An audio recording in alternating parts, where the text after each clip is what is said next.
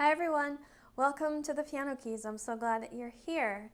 My name is Marina and I make courses and tutorials to help people all over the world who want a high quality music education without years of lessons. This is my final practice time video for Chopin's FANTAISIE Impromptu. If you'd like to start at the beginning, here's a link to that video. Remember that practice time videos are not step-by-step tutorials, because in these videos I work on very advanced pieces that really should only be practiced if you have quite a bit of technique as well as experience playing different levels of piano music. So in these practice time videos, I show you a live action view of how I would practice a piece, and I speak my process out loud. So if you're not into hearing lots of talk, this is probably not a video for you. In this video, I'll be starting at measure 103 and going all the way to the end. So grab your books and join me at the piano.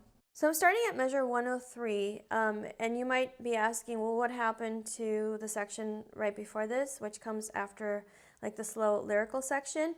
I'm not going to practice that on a tutorial because it's basically the same as the beginning, so it'd be a waste of time. So that's why I'm starting at 103, and even at 103 it starts basically the same as the beginning, but then it transforms into something different, and so we'll be discussing that. And then one thing that some of you have asked me is, can you play the whole piece from beginning to end? The answer to that is I've never actually really studied this piece except to make these tutorials for you.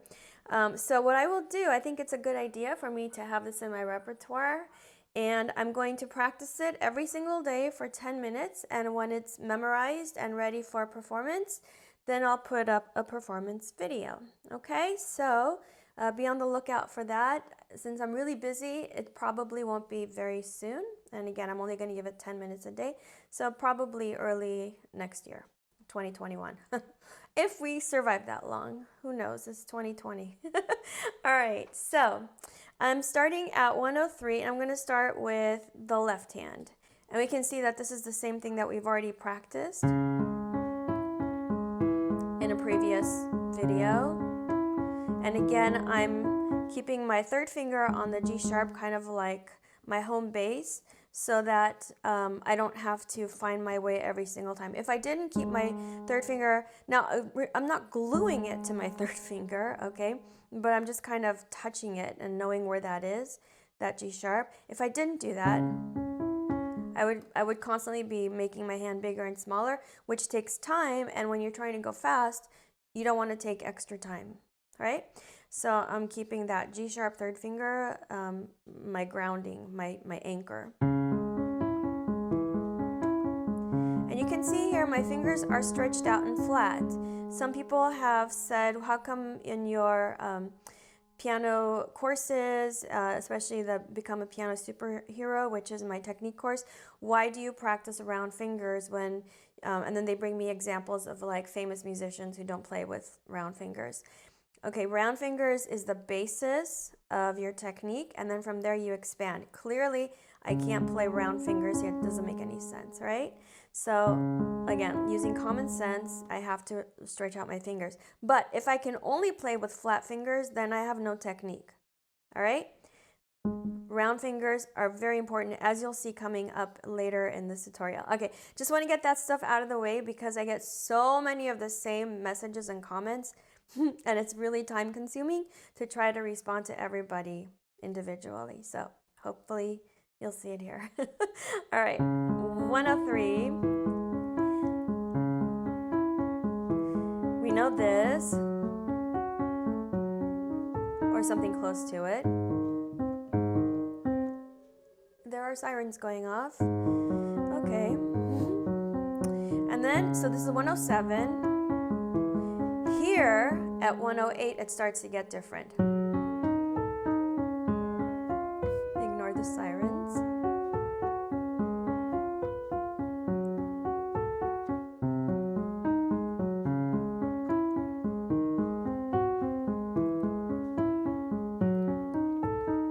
And then I go into the chords. here. So I'm actually going to start working from measure 107, and I'm going to do my dotted rhythm technique, and I'll go ahead and do it with a metronome. I think those are tornado sirens that are being practiced. It's like a drill. So when you hear that siren, you're supposed to find a place to hunker down and make sure that you're okay if there's a tornado coming. I, being from California, don't know about tornadoes, and so I didn't know about the sirens until I was educated. This is 80 beats per minute. So I'm starting at 108, and I'm going to do long, short, long, short.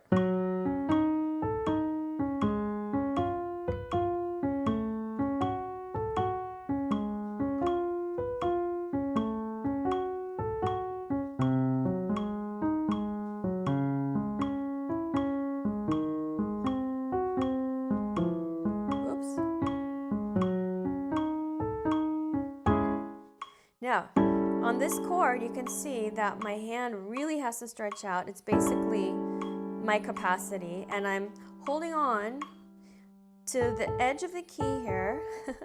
So this does not look like a good hand position, but it's the only one that I can do and still get the chord, and I'm very relaxed. So I'm not tight. If I were tight, it would look like this. I'm just stretched out and relaxed, especially in my wrist. My wrist is moving. All right, so I can do that. I can do dotted rhythm, long, short, long, short. I can also do this sort of practice. So I'm showing you different options. I'm not actually practicing. If I were actually practicing, this would be a very boring video for you, and you might not learn as much as what I'm doing now. So this is still 80 beats per minute. Okay, the sirens are going off. I don't think there's gonna be a tornado. If there's a tornado, I guess you'll find out in this video. So I'm gonna do 3 notes. And I'm waiting in between.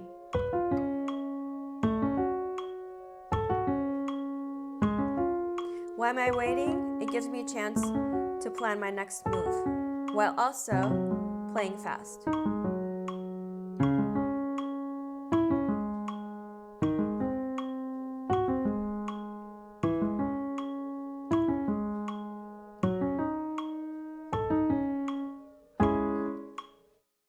Okay, so you can practice like that, and then if you just want to practice it normally, you can do that too. All right, I'm going to move on because, again, I'm just giving you ideas on practicing here. From there, I have a bunch of octaves. So starting low and then going high. When I go high, I'm leaning on my right cheek, not the cheek on my face, the other cheek, because if I were to sit in the middle and try to reach across, that actually hurts me. So I want to keep my wrist relaxed as possible, and I'm playing the octave chords. These are broken chords, so if you know about chords, it really helps because it helps you to plan your moves ahead. I can see here I have an E, a C sharp, and a G sharp, and that's basically a C sharp minor chord. So I have a video on chords. You can find the link here, and that will help you if you want to learn about chords. So I know already that I'm going to play a C sharp minor triad going down. Well, that helps me a lot because I don't have to wonder what's the next note. It's the same chord all the way down. From here, I can just read the notes. Another G sharp, A, G sharp, F double sharp, which looks like a G on the keyboard, and then back to G sharp. When I'm playing these octaves, I am not doing this. Do you see how? Watch my wrist. Do you see what it's doing? It's just like tight. Please don't play like that. That's the biggest problem that I see with people's playing. And then they ask me why they can't play well. It's because you're not relaxed. So, by the way, knowing that you have to relax and actually being able to do it are 2 different things, and that's why in the technique course I actually lead you through drills that teach your body how to play relaxed. I know your brain understands it, but your body actually needs to experience it, okay? And experiencing trying to be relaxed in a piece that is this challenging is almost impossible if you're not sure what you're doing. So it's from the wrist Notice my fingers are staying close to the key, but my wrist is going up and down. So, since I'm playing a digital keyboard, the keys are very light. I might hit other keys on the way down without wanting to with my other fingers. I'm not too worried about that. If I were on an actual piano, an acoustic piano, that wouldn't be happening. So, letting my wrist fall every time I play, and my fingers stay pretty close to the keys. All right? Let's flip the page. Now, here we have a really cool thing happening. The left hand and the right hand go crazy. I love this section. So, this is going to repeat several times. So we have, again, we have our C sharp minor chord, and then we have this guy, right? Which is basically a G sharp dominant 7, but it's in this configuration. Okay, so it's really worthwhile to learn about chords. It really helps you to learn a lot faster on your pieces. I know sometimes people, or a lot of times people just want to learn pieces because they're saying like, I'm not trying to be a professional musician, or I don't want to be so, great. I just want to be able to play. But really, if you learn some really basic things about music, it'll not only help you learn your pieces faster, but you'll actually really enjoy it more too, because you won't be wondering what the heck is going on here. Okay, so lots of theory tutorials on my channel for free. Go check them out. All right, that's one time. Oops. And then the second time, third time, fourth time, and then it changes. Instead of going to F sharp, now we have to go to G sharp. So how am I going to practice that? Well, I could do this, which is basically practicing the leap first. So I could do, and then practicing the leap from the C sharp to the E and the C sharp to the F sharp. I could do this, which is practicing the leap as well as the chord that comes after it. But it's going to be broken. I'm practicing it blocked. Blocked means you play the chord notes all at the same time. So what this does is it teaches your hand the position it needs to be in when it's playing this section. Now I'm on measure 123. I'm going to do the same thing. Now here, I have to figure out what finger I'm going to do. Yeah, I think that's going to be good. So here's measure 123. And I repeat that because Chopin repeats it. And then he just does this 4 times. Okay, that sounds like Tchaikovsky. That's the Swan Lake. All right, so I'm going to play from 119 really slowly through 127. Maybe that's not too slow, but that's okay.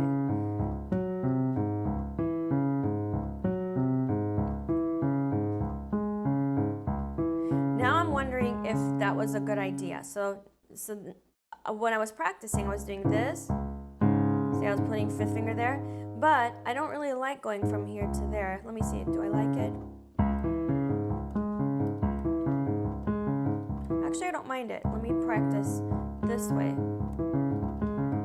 I like this better, still keeping the 3rd finger on the G sharp. So you see that fingering is not a rigid thing. Even if you decide on a fingering, you can then change it later, okay? So 123.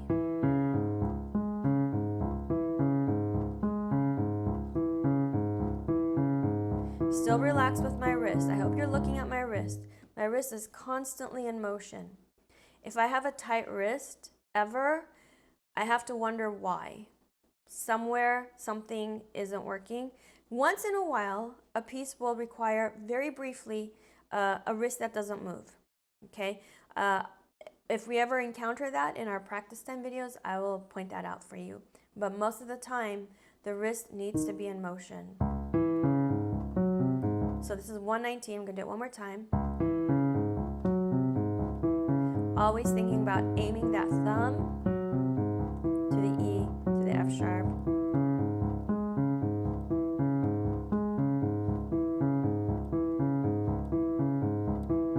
Okay, does that hurt? No. If it's hurting you, like pain, sharp pain, stop. You're doing something wrong. If you're getting a little bit tired, you know, like if you do like sit-ups and after a while your torso starts to kind of not hurt, but just really feel like it's tired, okay, fine. Then you're just a little tired. But if you have a sharp pain, not good, not good. Write to me and we'll talk about it. All right, so, and then at 129, the melody comes back one last time in the left hand. So cool. So Chopin really loves this lyrical melody, and he doesn't want to say goodbye until giving it to us one more time. So here's 129.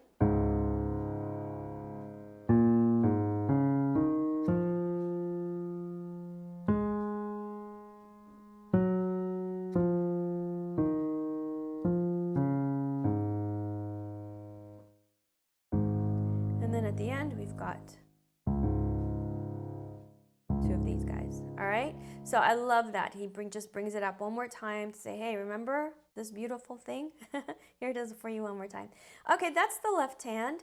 Let's take a look at the right hand. If you like this video so far, please click the thumbs up, subscribe, and share this video with somebody else who might find it interesting.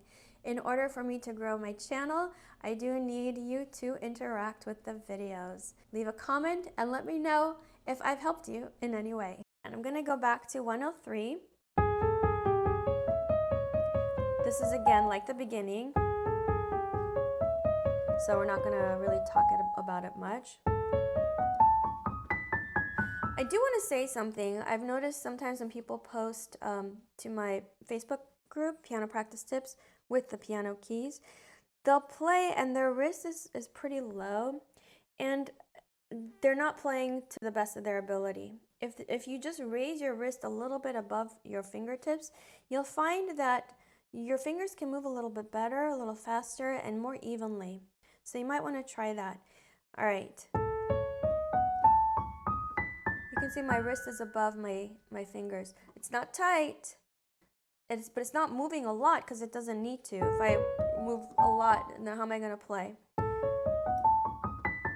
I'm playing from above.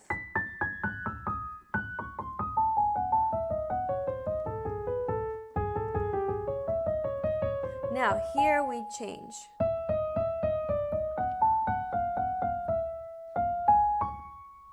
So nothing really weird happening there. It's just you just have to learn it.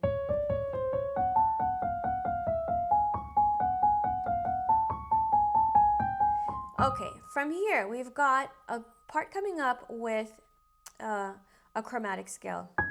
You know, this card. Okay, so chromatic scale is when you play every single key. There are different ways to use fingering in the chromatic scale. Sometimes you use third finger on all the black keys. Okay. Other times, like I'm going to show you now, you can choose a different fingering because it feels better in that particular instance. So here's 110. Let's go into it. Yeah. Now, we're setting up. And here on the E starts the, let's see. Yeah, I'm going to start with second finger on measure 111. Now here, instead of doing this fingering or even this fingering for the chromatic scale, I'm choosing a different fingering because it feels better for me and I can play it faster. So I'm doing 4, 3, 2, 1. Now I'm out of fingers, so I'm going to use 3, 2, 1, and then 4, 3, 2, 1. And then the 1 is actually breaking the chromatic scale pattern. Okay, because we're going to E instead of E sharp. So let me show you that again. I'm starting on 5 and then just using every single finger until I run out of fingers.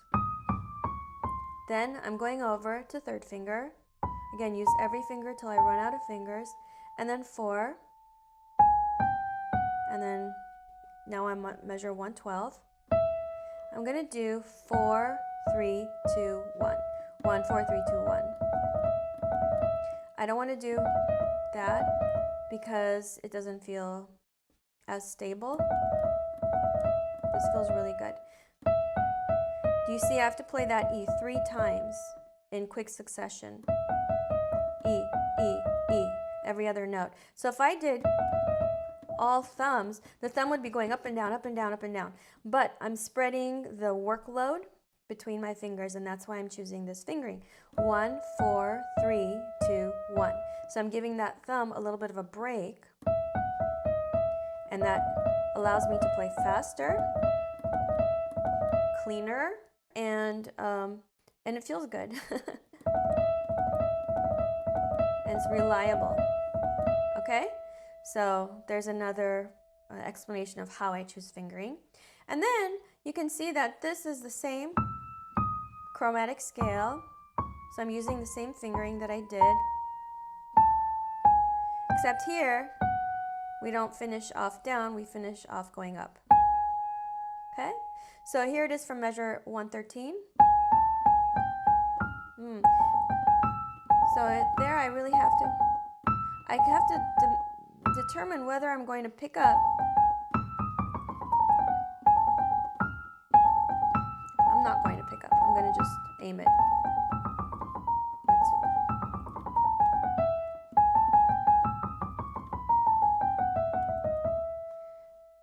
Here, I'm not going to pick up exactly, but it's going to be a quick transition. And then same fingering. Then third finger. Now, we've got another chromatic scale coming here. And this one, I'm going to use the traditional chromatic scale fingering. 3, 1, 3, 2, 1.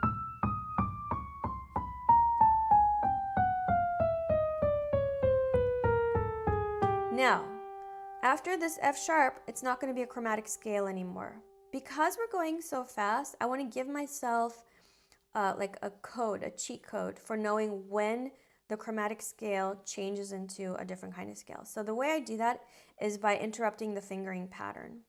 So the fingering pattern would have asked me to play third finger on this black key, but I'm going to put fourth finger. So that's going to be my cue. Oh, now the chromatic scale is over. Do you see what I mean? So going, going, going, going, going, going. Ah, okay, now it's going to be different. And from here, I do 3, 2, 1, and then go over. All right, so in slower motion, so you can really see what I'm doing. Here's my chromatic scale that starts at 113. Scale, scale, scale, scale. Boom, now it's different. Okay, makes sense? Next, we've got this really cool, that thing happening. So it's basically 3 of these, and then they repeat down an octave. Then they repeat again, down an octave. So the way I'm going to practice it is this. Oops. Do you see that? I'm playing the last 2 notes just as an octave.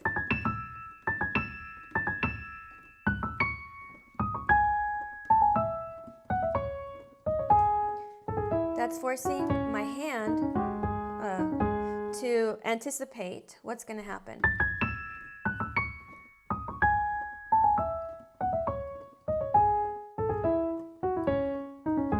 And here I'm leaning way to my left because I don't want my arm crossing across my body.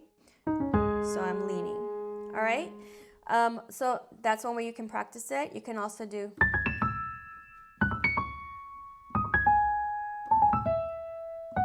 So what I'm doing, I'm playing fast, and then I'm giving myself a chance to figure out what's coming next. Let me do that again. So I play fast. Now, I'm telling my hand what's coming next. I'm giving my body and my brain a chance to figure out the next group.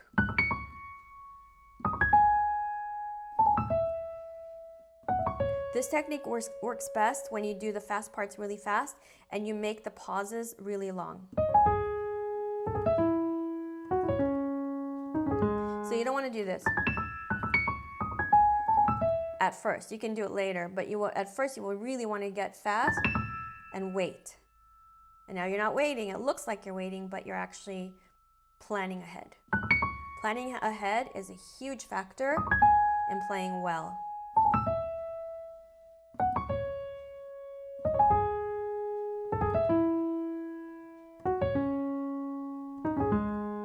And then here,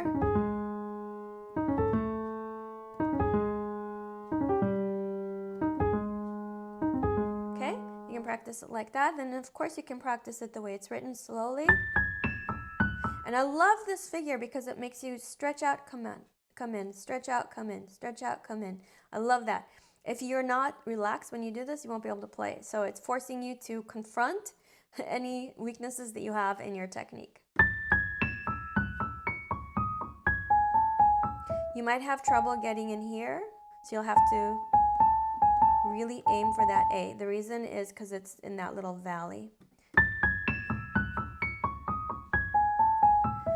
What really helps is to say A in your mind before you have to play it. Okay, and then you can make that faster with the metronome. You can also do the dotted.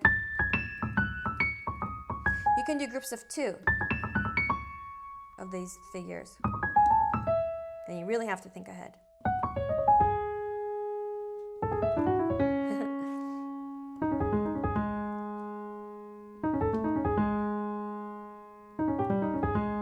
And then one of these guys. All right, so lots of different ways you can practice. Now, we are on the home stretch here. We got one more of those at 119, and then. So you've got this little melody happening in the right hand. You can see the accent marks, and it's basically this.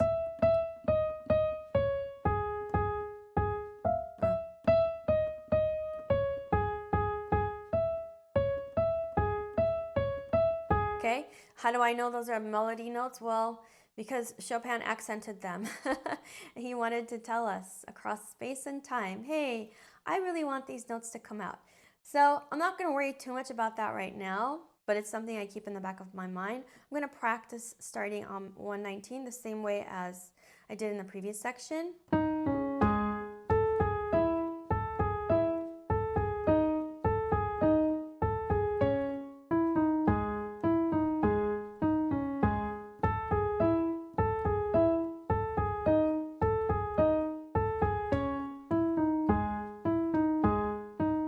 So you see we did the same thing twice. Now we're changing it.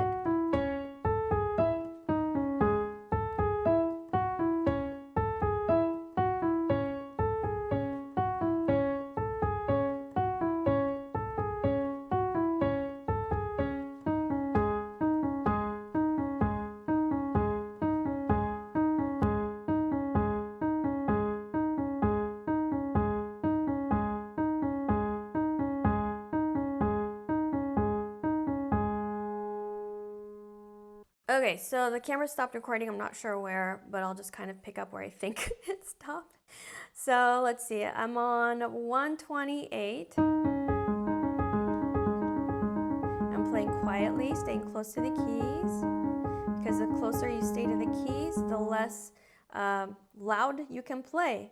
So we play loud, basically with momentum, you know, falling quickly into the key. And if you want to play quietly, you fall slowly into the key. So if you're close to the key, then you have very little room to fall, so you can't build up very much acceleration or momentum. So I stay on the keys and I touch the keys.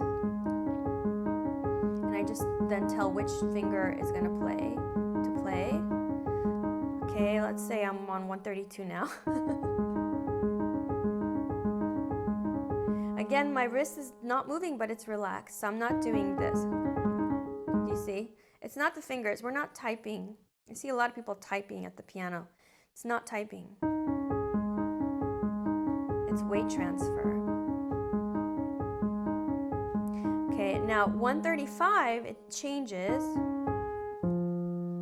So you see, I can't reach. So I have to let go. But I'm not letting go up and down. I'm letting go touching the keys very close to them so that I don't have to worry about aiming. And then the last measure of this kind of figure, my book says 4-3-5-1, and I really like that. Fingering, oops. And ritenuto, meaning to get softer, slower, whoops, get slower. And then we've got this arpeggiated chord. And then you see that the G sharp has a tie to the next G sharp in the next measure, so that means you don't play it again.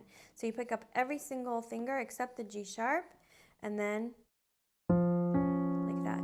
So pick up every finger except the second, and then, and if you put it together with the left hand, pick up everything except that second finger. Okay, and here it is with pedal.